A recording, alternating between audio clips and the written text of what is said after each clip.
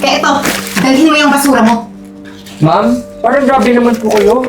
Nag-a-apply lang naman po ng maayos yung tao, oh. Saka, wala naman po masama sa suot niya. Pakikisawsaw ka? Ano ka ba dito? CEO? Di ba aplikante ka lang? Pwede ba umalis na kayong dalawa dito? Alis! Hi Ma'am Eden, here's my CV po. Okay, tell me about yourself and mga work experiences mo and what you expect to our company. Ma'am, I'm Ivor po, and I'm applying for a sales associate position, and nagka-experience na po ako sa field ng 2 years doing it, and here's my CV po to... So what you expect in our company? Well, hearing from your company, ma'am, maganda po yung reputation nyo eh. So, that's what I'm looking forward po. Excuse me. Kuya, nagkamali ka yata ng pasok. Yung maintenance room, nandun sa likod. Ma'am, mag-a-apply po ako. Nagpapatawa ka ba? Mag-a-apply ka dito? Nakatsinelas lang? Hoy, hindi to palengke. Malaking company tong pinasukan mo. Patingin na ng resume mo.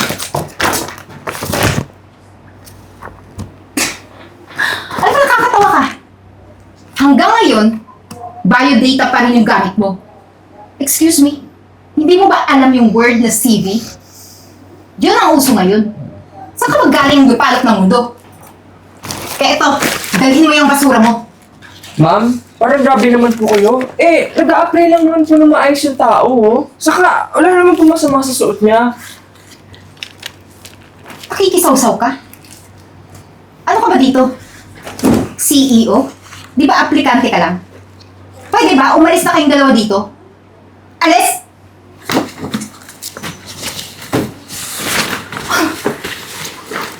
Next applicant!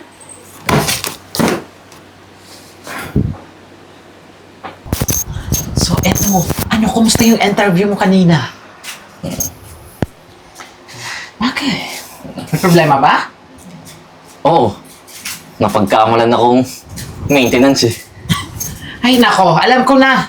Si Eden, yung HR department, di ba?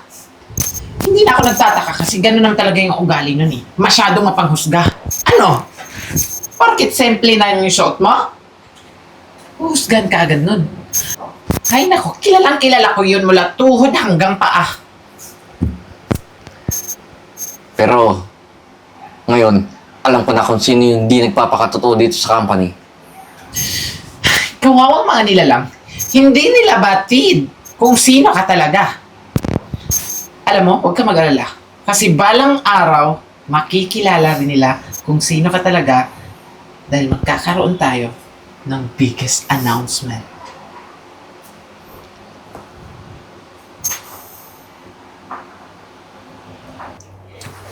Marimar, si Miss Eden ba pinatawag mo?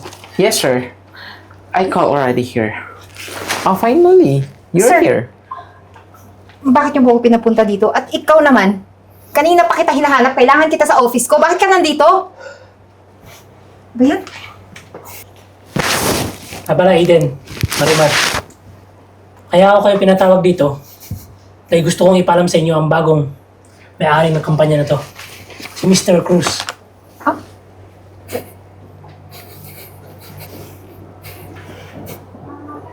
Remember me? Of course naman.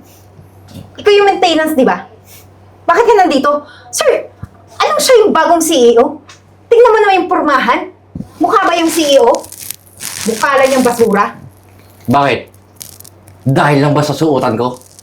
Kaya ka nagkakaganyan? Bakit? Hindi ba totoo? Huwag ka mag-alala. Dahil simula ngayon, ako na mamimili kung sino ang tatanggapin ko dito at kung sino ang gusto kong tanggalin sa kumpanya ko. Teka lang. Sir, seryoso ba to? Hindi to prank? Hindi mo man narinig yung sinabi ni Mr. Cruz? Marimar, pakibigyan na ng papel kay Miss Eden. Anong papel? Assistant ko to? Bakit may inuutusan? Ayan, termination letter. Teka lang. Hindi ako pipirma nito. Sir naman, maawa kayo. Wala akong ibang mapupuntahan. Wala akong ibang pwedeng ma-applyan. Maawa? Bakit? Naawa ka ba sa mga taong nag-a-apply dito na simple lang ang suot? Binibigyan mo ba magkakataon para makapasok sila dito? Di ba hindi? Sign it. Sir naman, kita nga. Alam mo, Miss Eden, sayang kasi sobrang ganda pa naman ng takbo ng company na to. Pero it's too late. Heart pretending. It's too late for the new beginning. Sir Kasi naman, mawawala ka na dito. wala na bang second chance? Di ba sinabi ko na? Pirma mo na yan at umalis ka na.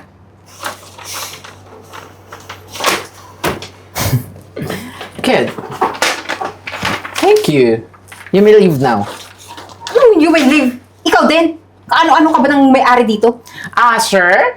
Baka gusto mo po ipakilala mo po ako sa kanya? Hindi siya aalis dito. Dahil siya na yung bago kong personal assistant. Kaya pwede ba? Umalis ka na. Pagsisisihan niyo to lahat.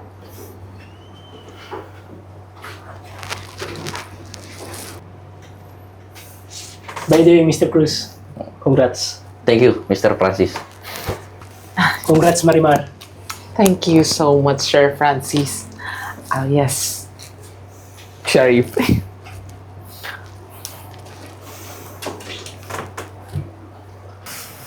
Ay, nako, sir. Maraming salamat po sa posisyon na binigay niyo sa akin, ha? Nako, isang malaking karangalan po talaga ito para sa akin. Kaya nga sir, grabe. Yung pinagdaanan namin ni Marimar from the lowest now. To the highest. Tama ka dyan. Dahil yan sa'yo, sir. Deserve nyo naman lahat ng pinaghirapan nyo eh. Dahil din naman yan sa kagalingan nyo. Ay, nako, sir. Huwag po kayong mag-alala. Kasi, mas pagbubutihin pa po namin yung mga trabaho namin. At Saka, gagawin sir. po namin lahat para makatulong po talaga sa company ninyo. Di ba? Saka sir, Marimar plus Ivor equals Mariver. So, ibig magaling kami. Saka sana, kahit kung sino man mag-apply dito, tanggapin nyo na tanggapin ha. Siyempre naman, sir, no? Ano ka ba? Hindi kami marunong mamili. Ah, excuse me po. Ah, Jeboy? wait. Sino ba? Sir, she looks familiar. Sir, di ba siya yung nag-interview sa amin? Bakit? Delivery ka na? Tsaka, sir, ha? In fairness, bagay sa kanya yung suit niya. I like it. So, ikaw pala si Jeboy. Ito Sir, na po yung order. excuse me. Sir Jeboy. Sir Jeboy, ito na pala yung order niyo. Salamat. Bait na to, di ba? Ito na pala yung bago mong work ngayon. In fairness, ha? Ang galing mo. Delivery rider? Ay, nako.